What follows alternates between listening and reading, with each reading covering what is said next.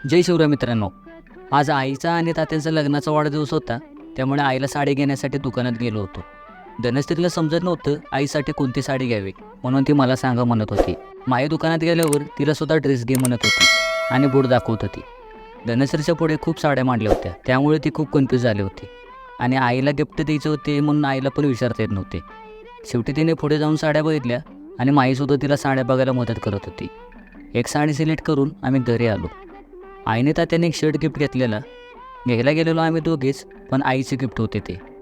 Shirt बघितल्यावर तात्या म्हटले पांढरा का शर्ट घेतला आहे, पण शर्ट घेतल्यावर तात्या खूप खुश होते. धनश्रीने तात्यांसाठी एक घड्याळ आणि आईला साडी घेतली होती. तात्या म्हणत होते कशाला घड्याळ, तसंच त्यांना घड्याळ घालायला लावलं आणि आईला सुद्धा साडी दिली. दोघेसुद्धा खूप खुश होते. नंतर मग आम्ही एक फॅमिली फोटो घेतला. तात्यांचं घड्याळ कसं वाटतं हे कमेंटमध्ये नक्की सांगा आणि आमचा व्हिडिओ आवडला असेल तर सबस्क्राईब नक्की करा.